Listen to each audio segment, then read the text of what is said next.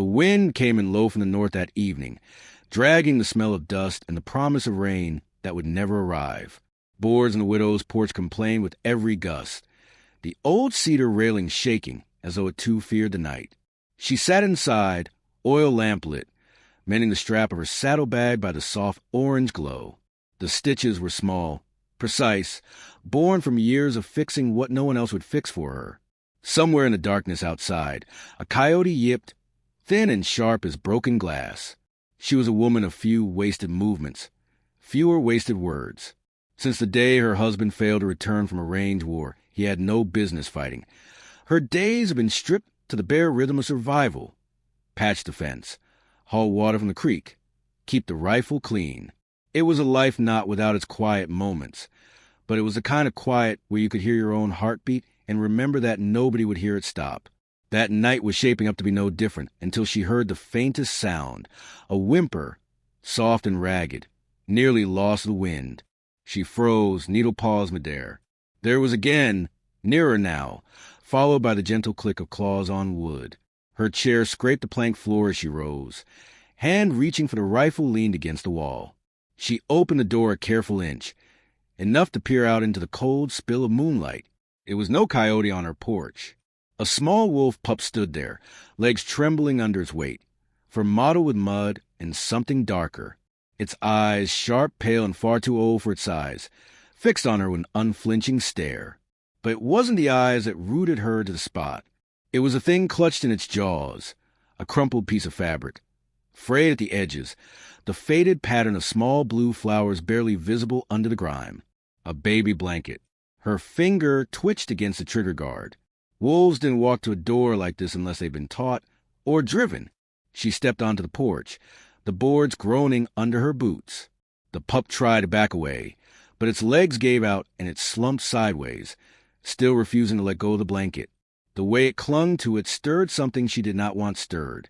She'd seen plenty of strange things on the frontier, men who would kill you for a handful of nails, storms that stripped flesh from bone, but a half-dead wolf pup clutching a child's blanket was a new kind of strange. She crouched, the barrel of her rifle still between them. "Where'd you get that, little one?" she murmured, as if it might answer. The pup only blinked, eyes heavy, breathing shallow. She noticed in the faint grooves in its neck, marks left by a rope. A flash of memory crossed her mind. A woman in the trading post, months ago, speaking of a family gone missing on the trail west. Husband, wife, and a child no older than 2. No graves ever found. She remembered the pity in the storekeeper's voice, but also the way he dropped it low when certain men walked in. She had filed away like all bad news, too far from her own troubles to matter. Now the memory pressed harder. The wind picked up, pushing cold through her thin shirt. Somewhere beyond the pasture, a single low howl rose and held in the air before dying into the distance. She glanced toward the dark line of hills and thought about how many sets of eyes might be watching her from up there. She should have left the creature where it lay. She knew that. Every scrap of her hard-earned caution told her that what came uninvited often brought trouble in its teeth. But she found herself laying the rifle across her knees and sliding her arms under its small, shivering body. The pup was lighter than she expected, ribs sharp under matted fur. The blanket, damp and smelling faintly of smoke, was still locked in its mouth. Inside, she set the animal in a wooden crate near the stove. The fire was low, embers pulsing red. She fed it slivers of jerky, softened in warm water. The pup ate slow, as if every bite had to be earned. She kept her eyes on it, the way its ears flicked at the sound of the wind rattling the shutters. When the crate was lined with an old sheepskin and the pup had curled into a small, tight knot, she set the blanket beside it. For the first time since she'd found it, the little creature let the cloth go, only to rest its head on top of it. She almost reached out, almost let her fingers brush the pup's coarse fur, but stopped herself. Attachment was a dangerous thing out here. She took the rifle back to bed with her, propped within reach. Outside, the night deepened, moonlight shifting across the floorboards. She lay awake listening, not to the wind now, but for the sound of boots on dirt, the creak of weight on the porch. She thought she heard it once, a faint step that didn't belong to the night, and held her breath until the sound faded. The pup didn't stir, but its ear twitched once, as if in silent agreement. Somewhere in the hills, another long howl rose, answered by one closer. She felt the cold steel of the rifle against her palm, and knew sleep wouldn't come easy. By dawn, she had decided nothing. The pup was still alive, the blanket still there, and the hills still watching. But she knew one thing. The moment that little animal crossed her porch, her quiet life had ended. Something was coming, and it would not be asking permission. By morning, the wind had died, leaving the air too still for comfort. The widow stepped out onto the porch, rifle slung across her back, eyes narrowing at the ground. The rainless night had left every track clear in the dust. There were the tiny paw prints of the wolf pup, zigzagging toward the door, but threaded between them were boot marks, broad, deep, and fresh. They hadn't been there yesterday. Whoever made them had come close enough to touch her wallboards, then turned back toward the hills. The pup was awake when she returned inside, lying in the crate with the blanket clamped between its teeth. It blinked at her as if expecting something, food, maybe safety, but she gave it neither for now. Instead, she filled the kettle, set on the stove, and kept her thoughts moving like cards shuffled in a restless hand. She had lived alone long enough to know when she was being watched. Whoever those tracks belonged to hadn't come for a neighborly visit. By mid-morning, she had the mule saddled. The pup, still too weak to walk far, was wrapped in an old grain sack with its head poking through a slit sheet cut. It didn't fuss, only stared at the moving world with that strange, solemn gaze. She rode the narrow trail to the trading post, the kind of place where you learn as much from what people didn't say as from what they did. The place was near empty when she arrived. Just the storekeeper, and two men hunched near the back, murmuring over tin cups of coffee. One of them had a scar that dragged his mouth into a half-smile no matter his mood. The other's hands were stained a deep brown, not from dirt, but from years of handling rawhide and gun oil. She kept her eyes forward, gathering flour, salt, and rifle cartridges, but her ears tuned to their voices. "Told you she had it," the scar man said under his breath. "Then it's just a matter of taking it back," the other replied. Her grip tightened on the sack's handle. The pup shifted inside, letting out a faint whine that made her wish she'd left it outside, though that might have drawn more eyes. She paid for her supplies without a word, sliding the coins across the counter. The storekeeper avoided looking at her, which told her more than if he'd spoken. She rode out at an easy pace, but every nerve was strung tight. The mule's ears kept swiveling back toward town. Behind her, somewhere she couldn't see, the low crunch of hooves followed, keeping just far enough that she couldn't call a chance. She didn't turn around. Instead, she let the trail wind them toward the open plain, where the shadows were long and there was nowhere to hide. The sound of pursuit faded before she reached the cabin, but she didn't mistake it for safety. She checked the shed, the barn, the ridge behind the pasture, found nothing but the restless shifting of the grass under the wind. That night, the first rock hit the wall after moonrise. Not hard enough to break the glass, just enough to make a sound that would gnaw at her nerves. A second one came minutes later, followed by a low chuckle from somewhere beyond the dark. She took her rifle to the doorway and stood there in the lamplight, letting whoever was out there see the barrel aimed in their direction. The chuckling stopped. The pup stood in the crate, hackles raised, teeth bared in a soundless snarl. For the first time she saw the glint of something untamed in it. Not the helpless scrap she found the night before, but the blood of the wild running hot.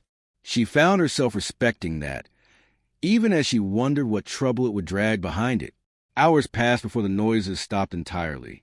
She didn't sleep. At dawn, she stepped outside to find more boot prints circling the cabin, close enough that she could see where the heel had ground into the dirt, as if daring her to follow. She didn't take the bait. Not yet. She crouched, pressing a finger to the edge of one print. The weight of the step told her the man was tall, solid, the kind who could handle himself in a fight. The set of the tracks told her there were two of them. She pictured the scarred man's mouth pulling into that crooked grin and knew they would be back. Back inside. The pup had curled itself tight around the blanket again, eyes half-lidded but watchful. She studied it for a long moment, then poured herself a cup of the bitter coffee she kept for cold mornings. The sound of the wind rattling the shutters had a different edge now. It wasn't just weather, it was a warning. She had survived long years on the frontier by keeping to herself, but that was no longer an option. These men wanted the pup, and if they wanted it badly enough to come creeping in the dark, they would not stop until they had it. She set her coffee down, picked up the rifle, and checked each cartridge with slow precision. She didn't know why the pup was worth killing for, but she knew one thing with a cold certainty. They would not take it while she was breathing. Outside, somewhere beyond the pasture, a single low howl rose, answered by another farther off. The sound was no longer just wild. It was threaded with something else, something that set the small hairs along her neck on end. She stood in the doorway, rifle in hand, eyes on the hills. The land lay still in the pale light, but she felt the shape of the fight coming, sharp as a blade pressed against her ribs. The quiet life she guarded so fiercely was gone, replaced by the slow, certain pull toward whatever waited out there in the dark. By the third day, she could no longer stand waiting. The boot prints had not returned to the cabin, but the absence felt more dangerous than their presence. Men like that didn't give up. They shifted their ground, circled like wolves until you forgot you were prey. She saddled the mule before sunrise, the sky still a deep indigo over the prairie. The pup went into the grain sack again, calmer than before, its head resting against the worn leather flap, as if it had already accepted the journey. The hills loomed ahead, jagged against the morning light, the kind of place a man could vanish into for good or ill. She followed the faint scar of a wagon trail that had long since surrendered to weeds and wind. Every so often she dismounted to study the ground, reading the signs the way some people read letters. Hoof marks, broken grass, a rusted horseshoe half buried in the dirt. She kept her rifle loose in its scabbard, her ears tuned to more than just the wind. The land grew harsher the farther she went. Charred stumps jutted from the earth like blackened teeth, relics of fire that had stripped the hills bare seasons ago. Crows lined the branches of the few surviving trees, their heads swiveling in unison to follow her. She could feel the pup stiffen inside the sack when the air shifted, carrying a scent from somewhere up ahead. She found a hollow just past midday, a pocket of land sunken into the rock, as if carved out by some giant hand. What stood there had once been a homestead. 2 rooms of rough-hewn logs, now nothing more than scorched timbers and a roof caving under its own weight. A child's crib leaned in one corner, blackened to charcoal, its slats curled from heat. The sight slowed her steps. The pup wriggled free of the sack and padded toward the ruin, the blanket still clutched in its teeth. It dropped the cloth onto the ash-covered floor and stood over it, tail low, ears pinned back. The air was too still. That was her first warning. The second came as a shadow of a man fell across the doorway. She turned sharply, rifle rising, to find the scarred man from the trading post blocking her way, his partner flanking the far wall. "You got something belongs to us," the scar man said, voice low and easy, as if they were trading the middle of town instead of standing in the bones of a burned home. Her finger tightened on the trigger. "Looks to me like it belongs to the wild." The other man laughed without humor. "That blanket's worth more than you know. Hand it over and we'll let you walk away." She didn't believe him for a second. Men who crept to your door at night didn't leave witnesses. They moved together, one to distract, the other to flank. She stepped sideways, keeping the crate of the ruined doorway at her back, so they couldn't box her in. The scarred man reached for his revolver, but her rifle cracked first, the sound ringing hard off the hollow walls. He dropped to one knee with a grunt, clutching his side. His partner dove for cover behind the remains of a stone chimney, firing back with wild, splintering shots. The pup darted under the crib as the air filled with the metallic tang of gunpowder. She worked the lever of the rifle and fired again, the bullet chewing a chip of rock inches from the man's head. He swore, scrambled up, and bolted into the brush. She didn't waste ammunition chasing him. The hills would swallow him soon enough. The scarred man pressed his palm hard against his bleeding ribs, eyes narrowing in hatred. "You've got no idea what's coming for you," he spat before staggering away. She let him go, but kept her rifle trained until the last rustle of his retreat faded. The hollow felt emptier without them, yet no safer. She knelt to retrieve the blanket, brushing off the ash. The pup crawled out from under the crib, pressing its small body against her boot. She could feel the tremor in its muscles, not all of it from fear. It had a fighter's spirit, too stubborn to let go of what was its own. She considered turning back to the cabin, but the image of those men returning in greater numbers weighed heavier than the trail home. If they wanted the pup badly enough to bleed for it, they'd keep coming. Better to choose her ground than wait for them to choose it for her. She carried the pup back to the mule, tucking it securely inside the sack. The sun was already leaning west, spilling gold over the ridge. She kept to the less-traveled draws and gullies, winding away from the wagon track, always watching for movement along the horizon. When night came, she found a narrow cleft in the rock and built no fire. The pup lay curled beside her, head resting on the folded blanket. She ate cold jerky and listened to the night, the chirring of insects, the occasional far-off snap of a branch that might have been a deer or might not. The air held that same watchful stillness she felt before the ambush, and she knew the hills had eyes. Sleep came in fragments, each broken by the whisper of wind over stone. She dreamed of smoke curling from a burning crib, of a baby's cries swallowed by the howl of wolves, and woke with her hand already on the rifle. The pup was awake too, ears pricked toward the darkness beyond the cleft. She didn't see anything, but the feeling stayed. Something was closing in, step by patient step. By dawn she had chosen her ground. Redwater Creek lay 2 miles east, a place where the current cut deep into bank, and the stones rose in jagged shelves, forming pockets of cover. She knew it well.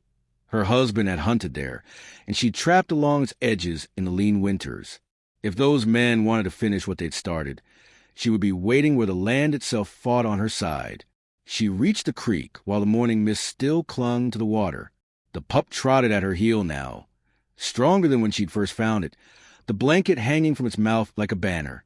She set to work quickly, snaring lines across the narrowest paths, burying a sharpened stake in the mud at a bend where bank forced any man to slow. Her rifle lay across a flat rock, cartridges lying beside it, and her husband's old knife sat sheathed at her hip. As the sun climbed, she crouched behind a stone outcrop and listened. It was a faint change in the wind that brought their sound to her, boots on gravel, low voices. She recognized the scarred man's drawl, thinner now, frayed at the edges from pain. The other voice was sharper, eager. They thought they were closing in on prey too tired to run. She let them come close enough that she could hear the slosh of their steps in the shallows. The scarred man was saying something about taking the thing back before nightfall, and his partner asked if the wolf would follow. That single word, wolf, made her glance at the pup beside her. It was tense, hackles raised, eyes locked on the approaching figures. The first trap sprang when they hit the narrow bend. The second man dropped with a curse, his leg tangled in the snare, and she fired before he could cut himself free. The shot took him in the shoulder, spinning him into the bank. The scarred man dove behind a boulder, returning fire, the crack of his revolver bouncing off the rocks. She shifted position, keeping low. A bullet hissed past her cheek, close enough for her to feel its heat. She rolled to another bit of cover, chambered another round, and fired. Stone chips flew from his hiding place, and he cursed, voice thick with fury. When she circled to flank him, he caught sight of her and charged. His revolver was empty, but his hands were quick. He slammed into her with enough force to send both of them crashing into the shallows. The water was icy, the stones slick underfoot. They grappled, the knife at her hip knocked loose and skittering out of reach. His breath was hot with whiskey as he snarled something she didn't catch, shoving her under. She broke free for a heartbeat, gasping, then felt his grip again, heavier now, driving her back. That was when a blur of motion came from the tree lean, a full-grown wolf, fur silver at the ruff, eyes pale as frost. It hit the scar man like a landslide, teeth sinking into his arm. He shouted in pain, twisting, trying to shake it loose. She didn't hesitate. She surged to her feet, water streaming from her clothes, and snatched the rifle from the shallows. One pull of the trigger ended his fight. He crumpled into the mud, the wolf stepping back without looking at her, its gaze fixed on the pup standing at the edge of the bank. For a moment time held. The pup dropped the blanket, took a cautious step toward the larger wolf, and the two touched noses briefly. some silent recognition passing between them. The older wolf turned then, padding back toward the trees without a sound. She watched it vanish into the shadows, the pup still standing where it had been left. Then it turned, picked up the blanket, and trotted back to her side as if there had never been a choice to make. The creek ran red in places where the current caught the sunlight. She reloaded her rifle, checked the bodies for anything useful, and found nothing worth the wait. By the time she started back toward the cabin, the sky was bruising with the first colors of dusk. The pup kept pace with her, the blanket trailing along the ground. They crossed the ridge just as the sun broke low and fierce across the prairie, setting fire to the horizon. She felt the ache in her shoulders, the sting of cuts along her arms. But there was something steady in her chest now, a rhythm that matched the sound of her small paws beside her. By the time the cabin came into view, the wind had picked up again, carrying with it the far-off echo of a howl. She paused on the porch, listening. This time, it didn't sound like a warning. The pup lay down at her feet, still holding the blanket, and she rested one hand lightly on its head. She knew there would be other dangers. There always were. But for now, the fight was done. The prairie stretched out before them, endless and open, and she felt, for the first time in years, that she was not entirely alone.